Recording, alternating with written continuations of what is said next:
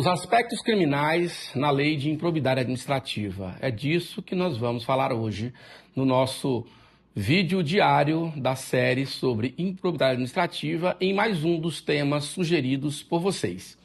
É isso, nós estudamos em vídeos passados e comentamos detalhadamente que a improbidade é uma ação civil, que a ação de improbidade não tem natureza penal.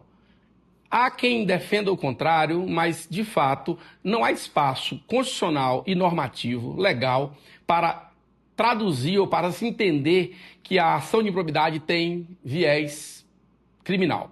Começo pela Constituição. O artigo 37, veja comigo, 37, parágrafo 4º, prevê que os atos de improbidade administrativa importarão a suspensão dos direitos, etc., etc., sem prejuízo da ação penal cabível. Então, veja, a própria Constituição Federal impõe, determina, traz esse mandamento de punição e de persecução da improbidade, do agente ímprobo, sem prejuízo da sanção penal cabível, ou seja, deixou claramente separados os campos de atuação criminal e civil. Então, improbidade é ação civil, o que está ratificado expressamente no artigo 17 da LIA com a redação atual. Então, ok, não é porque a ação de improbidade é uma ação civil que nós não tenhamos repercussões criminais no seu âmbito. Primeiro que o ato ímprobo pode também configurar crime, e comumente isso acontece. Mas aí a persecução criminal vai ser feita, obviamente, pelo instrumental do processo penal, do inquérito policial, etc. Aqui, na improbidade, se cuida apenas da questão punitiva civil. É direito sancionador, mas é civil. Agora, existe um capítulo na lei de improbidade, o capítulo 6, que trata justamente das disposições penais. Ou seja, temos um artigo, o artigo 19, que prevê uma figura típica, tem um crime, uma tipificação de uma conduta criminalmente relevante na lei de improbidade, que é justamente o artigo 19. Vamos ver que artigo é esse? Vamos lá. Artigo 19. Constitui crime a representação por ato de improbidade contra agente público ou terceiro beneficiário, quando o autor da denúncia o sabe inocente. Veja a pena, 6 a 10 meses de multa. Perceba, nós temos aqui um tipo penal específico que vem sendo chamado, a doutrina chama de representação caluniosa. Nós temos crime similar lá no Código Penal, mas aqui a lei traz uma figura específica. Constitui crime a representação por ato de improbidade, sabendo o agente que aquele representado, denunciado, imputado, que ele é inocente. Então, é um crime específico com pena de 6 a 10 meses. Agora, vamos entender, então, quais são os contornos desse crime. Em primeiro lugar, é o crime formal. O que é o crime formal? É que ele não exige resultado naturalístico, ele se consuma com a conduta. O resultado naturalístico, se acontecer, é exaurimento, mas ele não é uma condição para a consumação do crime, correto? Então aqui, o crime de representação caluniosa é um crime formal. Além disso, ele é um crime que tem elemento subjetivo, o dolo, mas apenas o dolo direto. E a lei deixa claro, sabendo que aquele representado é inocente. Então a pessoa tem que ter um dolo direto de representar, sabendo que ele é inocente. Não tem dolo eventual, não tem culpa, não tem nada disso. Aqui é uma situação específica de dolo direto. Além disso, ele é um crime de menor potencial ofensivo, porque a pena é abaixo de 1 ano. A pena máxima é abaixo de 1 ano. E pela Lei 9.099, crimes de pena até 2 são crimes de menor potencial ofensivo. Então, cabe transação penal, etc., todos aqueles institutos da Lei 9.099.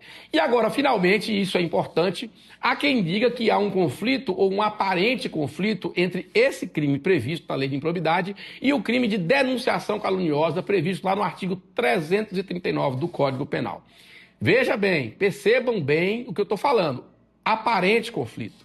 Porque, embora existam posições distintas da doutrina, a compreensão correta, ou pelo menos a mais correta, a que defendo, e vou mostrar isso em seguida, é a de que os crimes permanecem existentes, os dois, cada um no seu âmbito de aplicação. Vamos conferir? Vamos lá. O artigo 339 do Código Penal é um dos crimes contra a administração da justiça. Tenha isso em mente. Crimes contra a administração da justiça. É por isso que a pena é tão alta. Vamos lá. Dar causa à instauração de inquérito policial, procedimentos ou de ação de improbidade administrativa contra alguém, imputando-lhe crime, infração, etc., de que o sabe inocente. Pena de 2 anos a 8 anos. Olha o tamanho da pena. De 2 a 8 e multa. Então, veja bem, procure entender a diferença. Aqui é um crime material. Porque não é representar, não é denunciar, não é nada disso. É dar causa à instauração de inquérito, etc. Ou, no nosso caso, que nos interessa agora, dar causa à instauração de ação de improbidade administrativa, sabendo que aquele denunciado, que aquele imputado é inocente. Então aqui é um crime muito mais grave, por isso que a pena é muito maior. É um crime contra a administração da justiça. Protege o interesse estatal, essencialmente, de não ser provocado a perseguir criminalmente ou a mover a ação de improbidade, a instaurar inquérito, motivado por alguém que, por um motivo torpe qualquer, deseja que o outro sofra consequências, mesmo sabendo que ele é inocente. Então, perceba que é extremamente diferente esse crime, embora tenham algumas similaridades, mas eles são, na essência, diferentes. O primeiro é um crime formal, basta a denúncia. Nesse aqui, no Código Penal, é um crime material. É preciso dar causa à instauração da medida. Agora, compara nesse quadrinho comigo o artigo 10 da LIA, da Lei de Improbidade, com o artigo 339 do Código Penal. Lado esquerdo, coluna esquerda. Constitui crime a representação por ato de improbidade. Olha bem, constitui crime a representação por ato de improbidade, sabendo que é inocente. Então, veja, crime formal, basta representar. Já do outro lado, Código Penal, artigo 339, dar causa à instauração de ação de improbidade administrativa contra alguém, imputando-lhe isso e aquilo, sabendo que é inocente. Veja bem, há diferenças gritantes entre os crimes e também entre as penas. O segundo crime é um crime de ação pública, com pena elevada, porque ele atinge diretamente a administração da justiça. Então, veja, há uma corrente que defendia que esse artigo 339 do Código Penal teria revogado a lei de improbidade, o artigo 19 da LIA. Por quê? Presta atenção, porque esse artigo que eu coloquei aqui, ele tem uma redação dada por a lei de 2020, não é originário do Código Penal. Ele foi modificado em 2020 para alcançar também a imputação no âmbito de improbidade. Ou seja, é um artigo de lei introduzido, modificado, na verdade, modificado após a lei de improbidade. Então, alguns defenderam que com esse novo crime, o artigo 19 da LIA teria sido revogado, não teria mais aplicabilidade. Penso que não é bem por aí.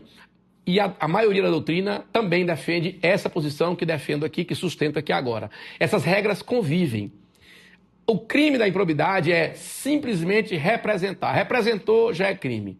Lá no Código Penal, deu causa à instauração de um procedimento criminal, inquérito civil, ação de improbidade, você tem uma conduta muito mais grave que atinge um outro bem jurídico também e que justamente por isso tem uma pena muito maior. Então, prevalece, e é assim que defendo, que as duas figuras convivem, cada uma delas tendo o seu âmbito de aplicação. Um como crime formal, outro como crime material, com bens jurídicos similares à primeira vista, num primeiro momento, mas com maior envergadura no caso do crime do Código Penal. Ok, pessoal? Então é isso. Nós temos no Brasil convivendo um crime na lei de improbidade, que nós apelidamos, que ela não traz ali um nome específico, de representação caluniosa. E um crime no Código Penal, que é o tradicional denunciação caluniosa, que sofreu alteração em 2020 para alcançar também a instauração de inquérito civil, a propositura de ação de improbidade administrativa. Embora essa redação seja de 2020, seja posterior à lei original da improbidade, porque esse artigo 19 da lei de improbidade ele já existia. Não é inovação da lei agora de 2021, da nova lei de improbidade. Essa figura típica ela já existia. Portanto, ela é anterior à modificação do Código Penal em 2020. Mas, ainda assim, ele não foi revogado, as figuras convivem e você, como profissional de direito, vai saber e precisa saber manejar cada uma delas conforme as circunstâncias fáticas e o dolo envolvido na situação. Ok, pessoal? É isso aí. Curta o vídeo, bote seu joinha, compartilhe, encaminhe para os amigos. Vamos em frente. Até a próxima.